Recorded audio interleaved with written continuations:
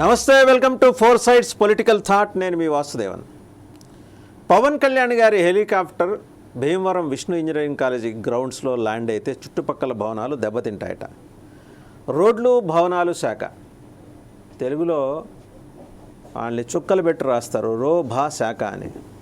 Robo శాఖ, రోభా శాఖ, మొత్తానికి అటువంటి శాఖ ఒకటి ఉందని, అది అప్పుడప్పుడు స్పందిస్తుందని ఈ కారణంగా ఈ నిమిత్తంగా వాళ్ళు తెలియజేశారు. మరి ఆయన ఒక్క హెలికాప్టర్ అయినా ఏ హెలికాప్టర్ దిగినా చుట్టుపక్కల ఉన్న భవనాలు దెబ్బతింటాయా అనే దాని మీద వాళ్ళకి హెడ్ క్వార్టర్స్ నుంచి సరైన సమాచారం లేని కారణంగా ఆ ప్రశ్నకు మాత్రం సమాధానం చెప్పట్లేదు.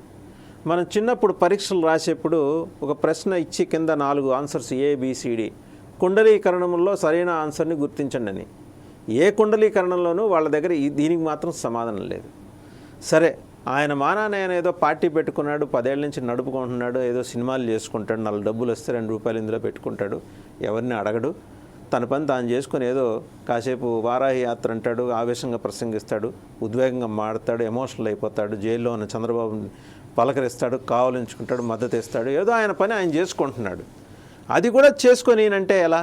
ఇప్పుడు అది ప్రశ్న. సరేలా అని వాళ్ళు ఆపిన భీమవరం, అమలాపురం, రాజమండ్రి, కాకినాడ సమావేశాలు ఏమైనా ఆగాయా? వాళ్ళందరినీ మంగళగిరి ఆఫీస్కి పిలిపించుకుని ఆయన మాడుతున్నాడు. సో వ్రతం చెడ్డ, వైసీపీకి ఫలితం దక్కలా. వాళ్ళు అది ఆపాలనుకున్నారు కానీ ఆగల. ఆయన మీటింగ్స్ ఆయన పెట్టుకున్నాడు. ఈ అంశానికి సంబంధించి డిబేట్లో మనతో పార్టిసిపేట్ చేస్తున్నారు రేగిడి లక్ష్మణరావు గారు, జనసేన అధికార ప్రతినిధి. నమస్తే లక్ష్మణరావు గారు. నమస్తే. అలాగే వైఎస్ఆర్సీపీ అధికార ప్రతినిధి తిరుత్తణి వేణుగోపాల్ గారు, కాసేపట్లో శ్రీనివాస్ చౌదరి గారు టీడీపీ అధికార ప్రతినిధి, వారు కూడా జాయిన్ అవుతారు. జాయిన్ అయిపోయారు 100 ఏళ్ళు శ్రీనివాస్ చౌదరి గారు. ఇప్పుడే మీ గురించి అనుకుంటున్నా, మీరు కూడా జాయిన్ అయ్యారు. సో ఇప్పుడు చెప్పిన హెలికాప్టర్ కథ మీరు విన్నారో లేదో, పవన్ కళ్యాణ్ గారి హెలికాప్టర్ కదా. సరే, ఆ కథ ఏంటో దాని వెనకాలన్న అది ఆయన హెలికాప్టర్ ల్యాండ్ అయితే, పవన్ కళ్యాణ్ గారి హెలికాప్టర్ ల్యాండ్ అయితేనే చుట్టుపక్కల భవనాలు దెబ్బతింటుంది. ఇది R&B శాఖ చేసిన సూచన.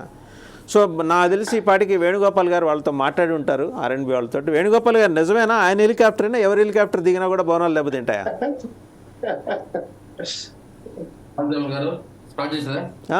మీతోనే స్టార్ట్ చేయాలి.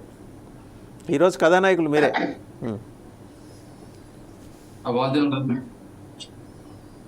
గారు, మీకు అదేవిధంగా తెలుగుదేశం పార్టీ నాయకులకి, జనసేన నాయకులకి, ప్యానెల్లో పాల్గొంటున్న మిగతా నాయకులకి అందరికీ నా నమస్కారం. అదేవిధంగా ఫోర్ సైడ్స్ ప్రేక్షకులకు కూడా నా నమస్కారం. వాద్యం గారు, ఈరోజు పవన్ కళ్యాణ్ గత 15 సంవత్సరాలుగా పల్టీలు కొడుతున్నాడు. కనీసం ఎమ్మెల్యేగా కాలేడు. అట్టని ఏదన్నా సెకండ్ మా తర్వాత ఆయనకి ఏమైనా అవకాశాలు ఉందా అంటే అది లేదు. యువగలం చేసుకుంటూ లోకేష్ ఏమో తిరుగుతున్నాడు, బస్సు యాత్ర చేసుకుంటా అన్న చంద్రబాబు నాయుడు గత వారం రోజులు కనపడటం లేదు. ఢిల్లీకి వచ్చిన తర్వాత నుంచి పవన్ కళ్యాణ్ నెలకు 15 రోజులు ఒకసారి వచ్చి కనపడటం జరుగుతుంది. వీళ్ళందరూ జగన్మోహన్ రెడ్డి గారు 24/7 ఏదైతే రాజకీయాల్లో ఉండే వ్యక్తి, ప్రజల్లో ఉండే వ్యక్తి, ఆయన పోయి వీళ్ళందరూ అడ్డమా? గత 15 సీనియర్ జగన్మోహన్ రెడ్డి కన్నా నేను సీనియర్ అంటాడు పార్టీలో. ఓకే, కాదని చెప్పలేదు. కనీసం ఎమ్మెల్యే కాలేదు, 5% ఓట్లు లేదు. బీజేపీ అంటాడు, తెలుగుదేశం అంటాడు, ఇంకో కమ్యూనిస్ట్ అంటాడు, బీఎస్పీ అంటాడు, అన్ని పార్టీలతో పొల్లాడి దొల్లాడినా కూడా ఎమ్మెల్యే గెలవలేదు. కానీ మేమేదో అడ్డుకుంటున్నామంట. ఈరోజు ఏటీసీ వాళ్ళు పర్మిషన్ ఇస్తే వాళ్ళు హెలికాప్టర్ అన్నా విమానాన్న యాడన్నా తిప్పుకోమని చెప్పండి, మాకేం సంబంధము? ఈరోజు కేంద్ర ప్రభుత్వం చేతిలో ఏటీసీ ఉంటుంది, వాళ్ళ ప్రకారమే వీళ్ళకి పర్మిషన్ రావడం జరుగుతుంది. అదే విధంగా ఈరోజు జగన్మోహన్ రెడ్డి గారు సంక్షేమాన్ని నమ్ముకున్నాడు, అభివృద్ధిని నమ్ముకున్నాడు. కాబట్టి 175 నియోజకవర్గాలు అభ్యర్థులు పెడుతున్నాము, 175 నియోజకవర్గాలు గెలవబోతున్నాము. వీళ్ళు నమ్ముకునేది ఏంది?